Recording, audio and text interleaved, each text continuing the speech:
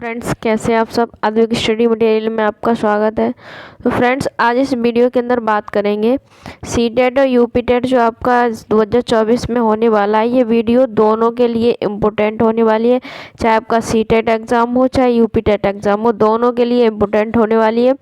बाल विकास, इसमें क्या पढ़ेंगे, सीडीपी के कुछ इम्पोर्टेंट क्वेश्चन लिए हैं मैंने, उनको हम सॉल्व करेंगे। वो इम्पोर्टेंट क्वेश्चन हर बार किसी न किसी टीचिंग एग्ज़ाम में पूछे गए हैं। तो फ्रेंड्स, अब तक आपने मेरे चैनल को सब्सक्राइब नहीं किया है, अगर आप मेरे चैनल पर नए हैं तो चैनल को सब्सक्राइब कर लीजिए। चलिए स्टार्ट करते हो। अपना स्कोर कमेंट बॉक्स में बताना कि आपका कितना स्कोर बना। पहला क्वेश्चन देखते हैं। पहला क्वेश्चन है, किसने बहुविमात्मक प्रज्ञा का प्रत्यय दिया। क्वेश्चन नंबर 1 है, who gave the concept of multiple intelligence. किसने बहुविमात्मक प्रज्ञा का प्रत्यय दिया। प्रज्ञा क्या होती है, बुद्धि। प्रज्ञा क्या बोलते हैं, बुद्धि। तो ऑप्शन है Goleman, Spearman, Gardner, John Mayer. तो जो बहुविमात्मक प्रत्यय है, मल्टीपल इंटेलिजेंस थ्योरी है, वो किसने दी थी, हॉवर्ड गार्डनर ने। किसने दी थी, हॉवर्ड गार्डनर ने। तो इसका पहला क्वेश्चन क्या हो जाएगा, पहले क्वेश्चन का ऑप्शन नंबर सी सही हो जाएगा। हॉवर्ड गार्डनर ने कब दी थी, 1983 में। कब दिया था, 1983 में। इन्होंने बुद्धि के कितने प्रकार बताए थे, बुद्धि के 8 प्रकार बताए थे। हॉवर्ड गार्डनर ने बुद्धि के कितने प्रकार बताए थे, 8 प्रकार बताए थे। पहला बताया था व्यक्तिगत बुद्धि। क्या बताया था, व्यक्तिगत पर बुद्धि। दूसरा बताया था व्यक्तिक स्व बुद्धि। तीसरी बताई थी संगीत बुद्धि। और फोर्थ बताया था शरीर गतिक बुद्धि। 5 बताया था स्थानिक बुद्धि। और 6 बताया था तार्किक गणितीय बुद्धि। और 7 बताया था भाषाई बुद्धि। 8 बताया था प्राकृतिक बुद्धि। तो हॉवर्ड गार्डनर ने बुद्धि के कितने प्रकार बताए थे, 8 प्रकार बताए थे। कब दिया था, 1983 में। कब दिया था, 1983 में। तो इसका राइट आंसर क्या हो जाएगा, ऑप्शन नंबर सी। फ्रेंड्स, अब तक आपने चैनल को सब्सक्राइब नहीं किया तो सब्सक्राइब जरूर कर लेना। अगला क्वेश्चन देखते हैं। डिसलेक्सिया में यह करने में कठिनाई होती है। डिसलेक्सिया एक अधिगम अक्षमता विकार है। इसमें क्या कठिनाई होती है बालक को, पढ़ने में, एक्सप्रेशन में मतलब व्यक्त करने में किसी भी चीज़ को, खड़े होने में, बोलने में।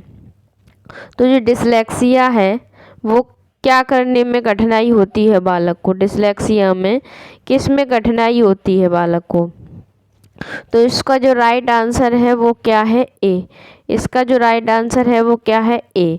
इसमें क्या होता है, बालक उल्टे सीधे क्रम में चीज़ों को, वो अक्षरों या शब्दों को उल्टे सीधे क्रम में इधर उधर करके पढ़ता है।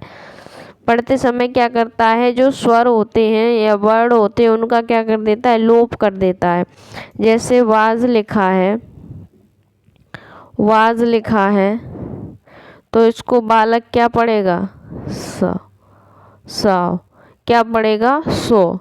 तो उल्टा क्रम में स्वरों या वर्णों अक्षरों को क्या करता है, शब्दों को इधर उधर करके क्रम में उल्टा पढ़ने लगता है। तो किस में कठिनाई होती है, पढ़ने में। किस में होती है, पढ़ने में कठिनाई होती है। तो राइट आंसर इसका क्या हो जाएगा, ए। अगला क्वेश्चन है, क्वेश्चन नंबर 3 है, निम्नलिखित में से कौन सी समावेशी कक्षा में शिक्षक की भूमिका नहीं होनी चाहिए।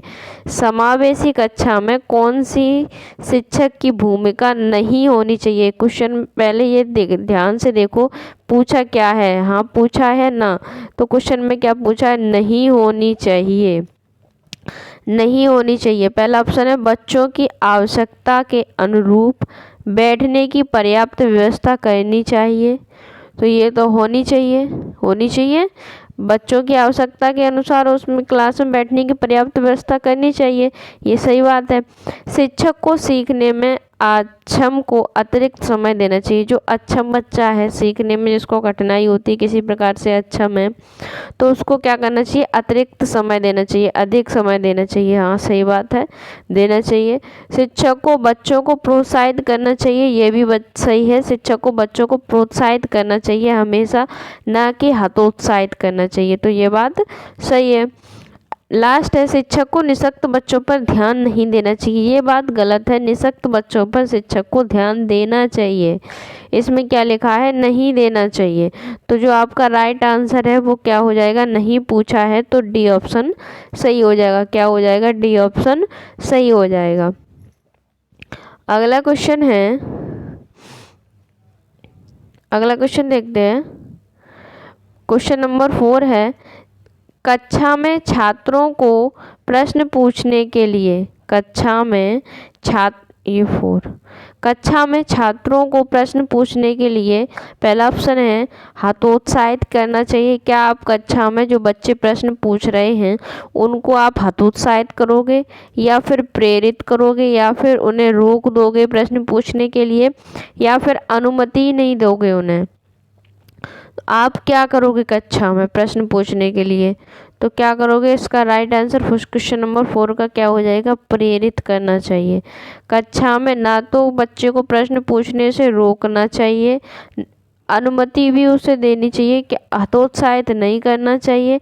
क्या करना चाहिए, उसको प्रेरित करना चाहिए, प्रेरित करना चाहिए, ताकि बच्चा आपको क्वेश्चन पूछे, उसकी जो भी समस्याएं हैं उसको वो सॉल्व कर सके। क्या कर सके, सॉल्व कर सके। तो प्रश्न पूछने के लिए उसे प्रेरित करना चाहिए, जो उसकी जिज्ञासा है, जो भी जिज्ञासा है उसका समाधान हो सके।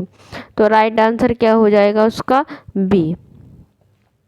अगला क्वेश्चन है, क्वेश्चन नंबर 5 है, बच्चों की वृद्धि मुख्यतः संबंधित होती है, जो बच्चों की ग्रोथ है, growth of a child mainly related to, जो बच्चों की ग्रोथ है वो किससे मेनली रिलेटेड होती है, शारीरिक विकास से, सामाजिक विकास से, भावात्मक विकास से, या नैतिक विकास से? जो ग्रोथ है वो किससे संबंधित होती है? क्वेश्चन में क्या पूछा है कि जो बच्चों की वृद्धि है मुख्यतः संबंधित होती है। तो इसका जो राइट आंसर है क्वेश्चन नंबर 5 का राइट आंसर क्या हो जाएगा, ए। बच्चों की जो ग्रोथ होती है वो किससे संबंधित होती है, शारीरिक विकास से। ग्रोथ किससे संबंधित होती है, शारीरिक विकास से। ग्रोथ जो है आपकी कब से स्टार्ट हो जाती है, जब गर्भावस्था से लेकर के, जब बच्चा गर्भधान में होता है, गर्भावस्था से लेकर के प्रौढ़ावस्था तक। कब तक, प्रौढ़ावस्था तक। गर्भाधान से स्टार्ट होती है, प्रौढ़ावस्था तक आपकी ग्रोथ चलती है। तो गर्भधान से लेकर प्रौढ़ावस्था तक पहुंचने के दौरान आपके जो अंग हैं उनकी जो उन अंगों के आकार में, लंबाई, भार में जो परिवर्तन आया, अंग है जो उनके आकार में, उनकी लंबाई में, उनके वजन में जो भी परिवर्तन आता है उसे ही हम क्या कहते हैं, ग्रोथ कहते हैं। जब जैसे आपका जन्म हुआ, शेष अवस्था में आपका शरीर कितना था, छोटा सा था, फिर बाल्यावस्था में पहुँचे, उस शेषावस्था से बाल्यावस्था में आए जब आप, तो आपके शरीर में जो लंबाई है उसकी ग्रोथ हुई, लंबाई बढ़ी, फिर किशोर अवस्था में थोड़ी और बढ़ी। तो जो आपके अंगों का बढ़ना, आपका वजन का बढ़ना, लंबाई का बढ़ना, यही क्या होती है, ग्रोथ होती है। यही क्या होती है, ग्रोथ होती है। तो ग्रोथ किससे संबंधित होती है, शारीरिक विकास से। राइट आंसर क्या हो जाएगा आपका, ए। अगला क्वेश्चन है, मानव विकास प्रारंभ होता है, जो मानव का विकास है, human development start from prenatal stage, pre childhood stage, या पोस्ट चाइल्डहुड स्टेज, या स्टेज ऑफ इन्फेंसी। जो आपका ह्यूमन डेवलपमेंट है, आपका डेवलपमेंट है, वो कहाँ से स्टार्ट होता है, कब से स्टार्ट होता है, गर्भावस्था से, पूर्व बाल्यावस्था से, उत्तर बाल्यावस्था से, या शेषावस्था से? जो विकास है मानव का वो कहाँ से स्टार्ट होता है? तो इसका राइट आंसर क्या होगा, ए, गर्भावस्था। बालक का जो विकास होता है कब से स्टार्ट हो जाता है, गर्भावस्था से, और कब तक चलता है, जब तक उसकी मृत्यु नहीं हो जाती।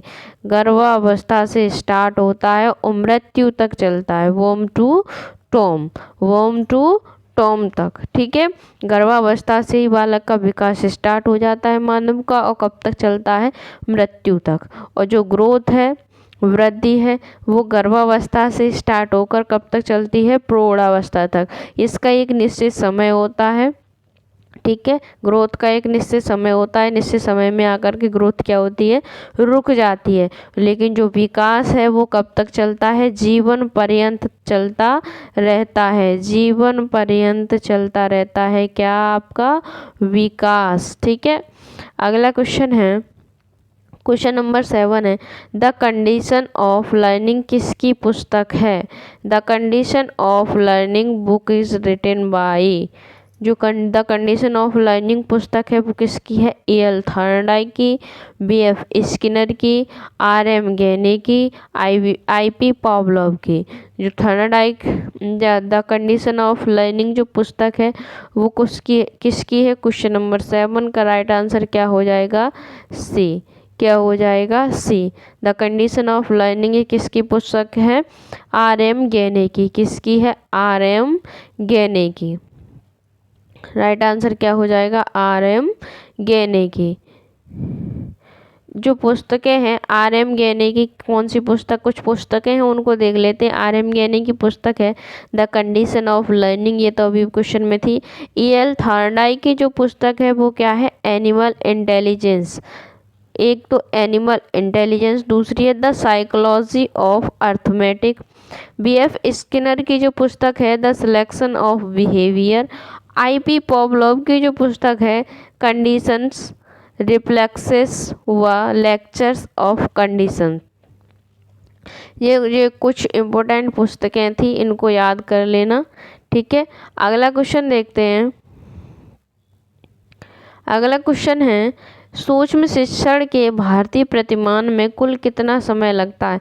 जो आपकी total time take in Indian model of micro teaching, जो इंडियन मॉडल की जो माइक्रो टीचिंग है उसमें जो समय है वो कितना है, 36 मिनट, 40 मिनट, 45 मिनट, 30 मिनट। तो जो आपका राइट आंसर है वो क्या हो जाएगा, ऑप्शन नंबर ए 36 मिनट। क्या हो जाएगा, 36 मिनट।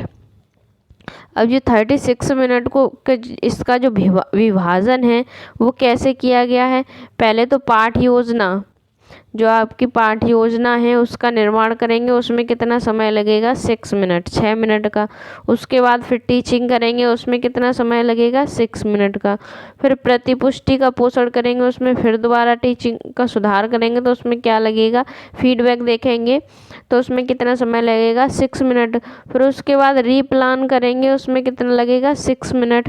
फिर उसके बाद फिर क्या करेंगे, री टीचिंग करेंगे, फिर दोबारा टीचिंग करेंगे, उसमें कितना समय, 6 मिनट। फिर दोबारा पुनः प्रतिपुष्टि करेंगे, उसमें कितना समय लगा, 6 मिनट। तो टोटल जो टाइम है वो कितना हो गया, 36 मिनट। अगला क्वेश्चन है, क्वेश्चन नंबर 9, यदि शिक्षक कक्षा में एक छात्र को समस्यात्मक बालक के रूप में पाता है तो उसे यदि शिक्षक कक्षा में, अगर आप कक्षा में कोई छात्र है उसको समस्यात्मक बालक के रूप में पाते हैं तो आप क्या करेंगे, बच्चे को दंड देंगे, या फिर बच्चे को नज़रअंदाज कर देंगे, या फिर बच्चे को परामर्श देंगे, या फिर तत्काल घर वापस भेज देंगे। आपकी कक्षा में कोई समस्यात्मक बालक है तो आप क्या करेंगे। तो जो इसका राइट आंसर है वो क्या हो जाएगा, सी। बच्चे को परामर्श देंगे। क्या देंगे, बच्चे को परामर्श देंगे, ना तो उसे दंड देंगे, ना तो नज़रअंदाज करेंगे, ना तो उसको घर वापस करेंगे। क्या करेंगे, राइट आंसर क्या हो जाएगा, सी, बच्चे को परामर्श देंगे। अब जो समस्यात्मक बालक होते हैं वो कौन से होते हैं, समस्यात्मक बालक कौन से होते हैं, ये बालक वो होते हैं जो खुद को उस वातावरण में समायोजित नहीं कर पाते हैं। जैसे ये बच्चे क्या करते हैं, चोरी करते हैं, विद्यालय से भाग जाते हैं, विद्यालय समय पर नहीं आते हैं। ये क्या होते हैं, ये समस्यात्मक बालक होते हैं। तो राइट आंसर क्या हो जाएगा इसका, सी। अगला क्वेश्चन है, निम्नलिखित में से किसने अधिगम सिद्धांत का प्रतिपादन नहीं किया है। तो जो अधिगम सिद्धांत का प्रतिपादन किसने नहीं दिया है, कोहलर ने, गलत लिखा है ये, कोहलर ने, स्किनर ने, बीएस ब्लूम ने, थॉर्नडाइक ने। अधिगम सिद्धांत का प्रतिपादन किसने नहीं दिया है? किसने नहीं दिया है? तो राइट आंसर क्या हो जाएगा इसका? सी। राइट आंसर क्या हो जाएगा? क्वेश्चन नंबर 10 का राइट आंसर क्या हो जाएगा? सी। जो बीएस ब्लूम है, इन्होंने 1956 में, कब? 1956 में शिक्षण अधिगम के उद्देश्य दिए थे। क्या दिया था? शिक्षण अधिगम के उद्देश्य। शिक्षण अधिगम उद्देश्यों का क्या किया था? इन्होंने वर्गीकरण किया था। क्या किया था? वर्गीकरण किया था। और जो कोहलर थे, इन्होंने क्या किया था? इन्होंने अधिगम का क्या दिया था? अंतर्दृष्टि अधिगम सिद्धांत। कोहलर ने क्या दिया था? अंतर्दृष्टि अधिगम सिद्धांत। और स्किनर ने क्या दिया था?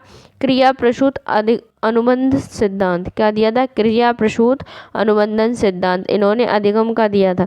और थॉर्नडाइक ने क्या दिया था? अधिगम का संबंधवाद सिद्धांत। क्या दिया था? अधिगम का संबंधवाद सिद्धांत। ये हो गई तीनों की बात। तो इसका जो राइट आंसर है वो क्या हो जाएगा? BS Bloom. ब्लूम ने अधिगम का कोई सिद्धांत नहीं दिया था। तो friends, thank you for watching. Video अच्छी लगी हो तो मेरे चैनल को लाइक, शेयर एंड सब्सक्राइब कीजिए। धन्यवाद।